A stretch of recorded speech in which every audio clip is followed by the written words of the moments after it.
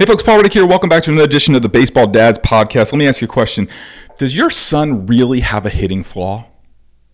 We're going to get into that in this episode. Please head on over to 567dad.com where you can pick up a copy of the 567 Dad book. It's a book we are super proud of and is really helping a lot of dads who are trying to manage this kind of crazy and ever-changing world of amateur baseball. So let's get into it. And let me just say this right off the bat. Let me get this out of the way.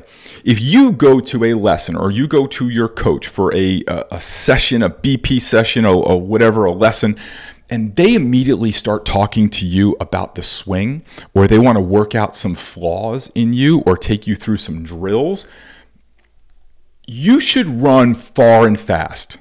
Like if you saw the Forrest Gump, like that kind of running, like run and don't stop. Here's why. Any coach that is going to first start talking to you about your swing and the flaws in your swing and the adjustments that they're going to make and all these little tweaks and stuff like that, they're going to lay instruction over you, and their concern and their approach to coaching is what they can kind of put on you, right? And what it is it's a very flawed addition model. And what that means is that somehow if we can do some drills, if we can add these things to your repertoire, it will eliminate the weaknesses in you. And by addition, we will have subtraction of your weaknesses and you'll become a better hitter. But the problem with the addition model is the addition model presupposes that there's something wrong with you.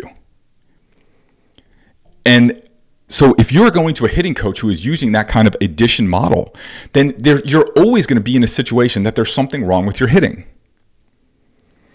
And I never doubt the intentions of a coach. Please don't confuse that. When I say run, I'm saying run for your long-term development as a player. I'm not saying run from like this person is an evil person. I never doubt a coach's intentions. 99% of the coaches I met really have, well, let me adjust that. 95% of the coaches I've met, because over the last few years I've seen some other ones, have the kid's total best interest at heart. But a lot of times coaches will approach coaching with what they can kind of, imbue on you. What blanket can they lay on you?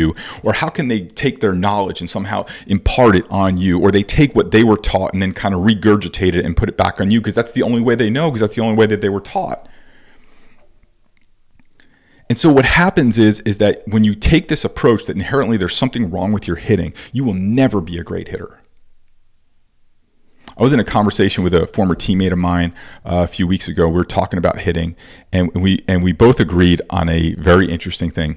Anytime you see a swing analyzed, which there's a lot of that right on social media now, where they're analyzing the swing, like look at what Griffey did here, look at what Mickey Mantle did here, look at what Bonds did here, Pujols, right? They look at all these hitters, and there's one common denominator with every one of those swings. I'm going to tell you what it is in a second, but the first thing that your hitting coach should be saying to you, the first question when they sit down, you should be on two buckets sitting across from each other, and you should have a little skull session, and he should say, tell me about the pitches you're swinging at. That's because that's the key. That's like everything. Because any of the instruction that they're going to lay over you, that addition blanket that they're going to lay over you, none of that is going to be applicable if you are swinging at a bad pitch. And so going back to the conversation with my former teammate, a guy named Brian Bonus, we were talking about it, and we both agreed that if you look at any analysis of a great swing, if they say, look at this great swing, the one common denominator of every single one of those analysis videos is they are swinging at like a fastball that is like right in their wheelhouse. Or they're looking at, or they hit some pitch that they read, or a hanging curveball. They picked up on a mistake. They got a pitch that they could hit. So let's say if Ted Williams came in for a hitting instruction session, and Ted Williams says, I'm really having trouble hitting, and we get him in the cage and we work out all these things, but then later we find out Ted Williams has been swinging a lot of low and outside pitches. Well, Ted Williams was a 240 hitter on a pitch that was low and outside for him. So if he is swinging at that pitch, there is no level of instruction, there is no drill, there is no series of corrective measures or flaw eliminations or the addition of this or tweaking your elbow or turning your head or opening your foot or doing this that is going to fix that ability to pick a good pitch and hit it. Nothing. It is the lock and the key. And too many times we are looking at just how the lock works, and we're not looking at what key are you putting in the lock, right? We're looking at all the wrong things when we start to instruct hitters, right? So if a hitter is not performing up to their ability, more times than not, it is not a flaw. I want to see what pitches are you hitting. Because I several times a week, we get videos sent to me. Take a look at my son swinging. He didn't hit that ball well. And you know what my answer is? He shouldn't have swung at that pitch. He's never going to hit that ball well. Just like a video of Barry Bonds or Ted Williams swinging at a low and outside pitch, the response is not, well, his elbow dropped or his head tweaked or his front foot, he didn't separate his hips. Now, a hitting coach you can do it. I mean, you can make it sound like it's like a real diagnosis of something if you want it to. But the bottom line is, I don't know that there's anything wrong with your swing until I see you swing at some pitches that you can hit. Then I'll be able to tell you whether or not you have something. Maybe there are some problems in your swing, and most of those problems in your swing can come down to two things, by the way: the weight of the bat they're using and the level of strength with which they prepared to play. Very, very few of those things, or some kid has some abnormal glitch in his swing that can be fixed through instruction. Oftentimes those glitches are they're swinging a bat that's too heavy or too light, or they're not strong enough to duplicate that swing over and over again at good pitches over the course of a 6 to 9 month season. Bottom line. We don't like to hear that as coaches because we want our solution to be the lock and the key. We want our solution to lay that blanket over somebody. But if our real intentions are to create the greatest hitters that we can, and if we are not having a discussion on the pitches that hitters are swinging at, that we are doing them a massive disservice and we should be ashamed of ourselves. And I'm not standing here on ceremony. I spent a long time instructing hitting that way, until we started to get more and better data on strength and weaknesses of hitter. And we said, wait a minute, why am I trying to get kids to hit low and outside pitches? And then Ted Williams' hitting book comes out, and you look at it and say, wow, no hitting coach told Ted Williams is you really got to get your average up on that low and outside pitch. Or Barry Bonds had kind of the similar issue. You really need to work on that low and outside pitch. No, what they did is they told him to lay off that pitch.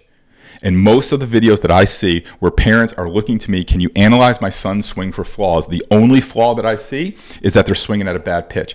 And when I get hitters and I throw them pitches that they can hit, they hit. Simple as that. Simple as that.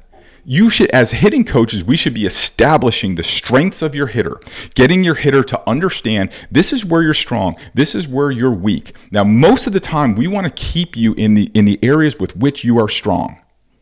And we want you swinging at pitches that you can drive with authority. Now, situationally, you may have to adjust that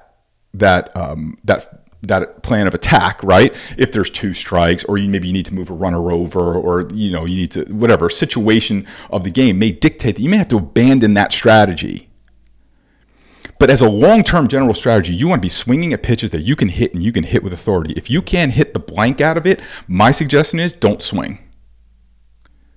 Take the pitch. So a good strategy for Ted Williams and Barry Bonds is to take the low and outside pitch, even if it's strike 1, even if it's strike 2. And I'd rather have you hit for 2 strikes than be a 240 hitter swinging at a pitch that you can't hit. Getting our kids to understand their strengths, and also to understand, and this doesn't go with the current strategy, the current pressures that are put on kids, also understand is that you may go up to the plate and not see a great pitch to hit. It's just the way it is. You may go a whole game and not see a great pitch to hit. Does that mean that you're not going to swing, or you're going to get a hit? No, but you have to develop that discipline. Look at, no matter what we say about Barry Bonds, you take that 73 home run season, right? Whatever it is, right? We've beaten that to death. The next year, I think he hit like 370, and mostly that was because he was disciplined at the plate. He was willing to take 2 or 3 walks to wait for that 1 or 2 pitches that he would see a game. The average major league hitter is swinging at 4 pitches a game. I'm sorry. The average major league hitter is swinging at 8 pitches a game, seeing 16. So the difference is what do we do? Do we start swinging at more pitches? And statistically show the more swings a hitter takes, the more he strikes out. Simple as that. The less swings they take, the less they strike out. It's just simple as that. The higher average, the average doesn't go up with the more swings that we take. But if you put a kid in a cage and you throw 20 balls at them, they're going to swing at 20 balls when they probably should have only swung at maybe 5 or 6 or 7 that they could have really hit the blank out of. If you're not going to hit the blank out of it, don't swing unless situationally the game dictates that you have to abandon that philosophy. So Does your son have a hitting flaw?